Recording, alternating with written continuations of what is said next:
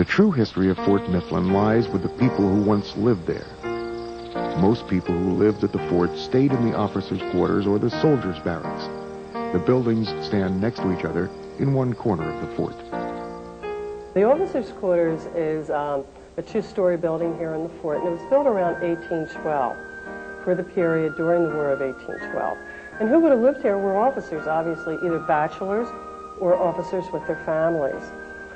It was used totally as a living quarters with the kitchen wings on either side. It is painful for any family to have someone go off to war. But for several officers stationed at Fort Mifflin, going to war was a family affair. Life in a fortification is not easy. One woman who found this to be true was Elizabeth Pratt. The stories that I've heard about Elizabeth Pratt, she was the wife of an officer. She lives in they used to live in the officers' quarters with her daughter, Elizabeth. The story has it that Elizabeth's daughter was seeing an officer's son at that time. That was against federal regulations for officers' children to date officers' children. The mother caught the daughter with her lover, and they had a fight. They hadn't spoken months, and the daughter got sick. She went into a coma and died before they could reconcile. And the mother was distraught over this. Elizabeth, the daughter, had died in 1803, and the mother committed suicide in 1804, and her spirit is still here at Fort Mifflin. There have been several incidences where Elizabeth has been seen around Fort Mifflin. She is most often seen looking out the window of her old bedroom in the officers' quarters. Most of the people who claim to see Elizabeth in the window are children. It seems she has a fondness for little ones. Could Elizabeth be looking for the daughter she lost so many years ago? I have never seen Elizabeth myself. We have a lot of school groups that come in. The children have seen Elizabeth. She's a woman who looks out the second-story window. And I think it has something to do with the children's energy, and because of the fact that she never reconciled with her daughter, that her spirit is drawn to the children. Now, she never leaves the room that she's in, because I always see her with her face up against the window looking out like this. Is my child in with one of them?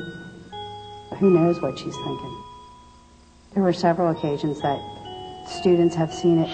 When the interpretive guide does his tour, he does not mention any ghost because he doesn't want the kids to get scared. That's, Halloween. That's not, in with the historic tour. Why would a woman who died nearly 200 years ago continue to stay at Fort Mifflin and scream out for her lost daughter? Lou Giroux, president of the Philadelphia Ghost Hunters Alliance, has his own theory.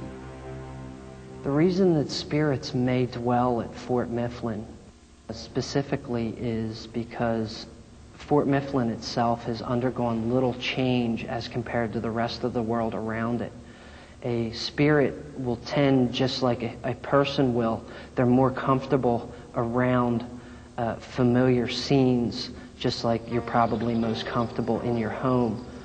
Same thing goes with them in the respect that since their home itself, where they may have lived when they were alive, has probably undergone a lot of change, and Fort Mifflin hasn't, they would return to a place like Fort Mifflin because of its familiarity to them.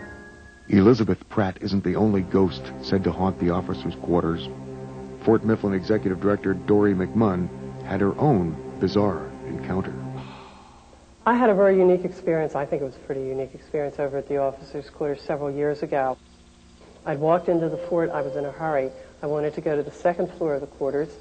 And we have two dogs here, German Shepherds, and they were, just trotting along with me. One of them kind of put himself right in front of me and wouldn't let me up the stairs. I was like, come on, Prince, get out of the way, I gotta go.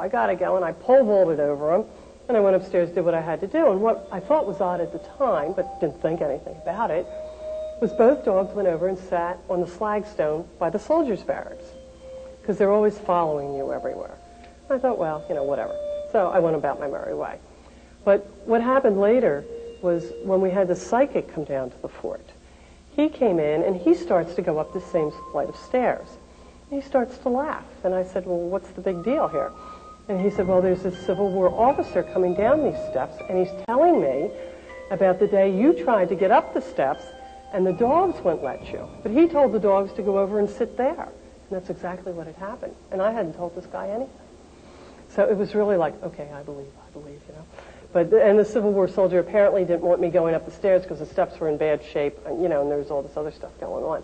But I thought it was kind of creepy that this psychic knew exactly what had happened, and I hadn't told him anything. A former tour guide at Fort Mifflin also claims to have experienced something odd while he was sleeping in one of the bedrooms of the officers' quarters. A tour guide was staying here, and he told me that every morning at 3 o'clock sharp, somebody would knock on his door. 3 o'clock would have been the time to change guards. So it was like somebody was waking him up to go do a guard change. The officers' quarters isn't the only living quarters allegedly haunted. Right next door is the soldiers' barracks. At the soldiers' barracks, some people have claimed to see the lamplighter. And a lamplighter, his job would have been to go around at night and reach up with a lighted pole, and light the lights. And the individual was seen doing that on several occasions. One Fort Mifflin employee had a close encounter of her own with the lamplighter. Me and 3 of my friends slept over at the fort. We actually had slept in Elizabeth's room. 2 of my friends worked till 11. So Gloria and I went up, we set up in the room. We were walking back down towards the gate to meet the other 2. And I don't know if it was me or Gloria. I think it was Gloria who looked over and she said, look, there's something in the window. And I looked up and there was a light. And I could actually see the guy. He had dark hair. It was long. It was pulled back. He had on a white shirt with, big arms. It was a V-neck with a collar. And he was holding actually his lamp up. And I had a flashlight and I looked at Gloria and said, well, we'll signal him. And I signaled him. And when I did, he just disappeared. And we both looked at each other like, did that happen or not?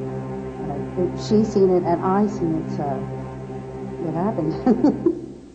The officers' quarters and soldiers' barracks aren't the only places where ghosts have been seen. One of the most heavily trafficked areas for ghosts seems to be the casemates. This is where the faceless soldier hangs around.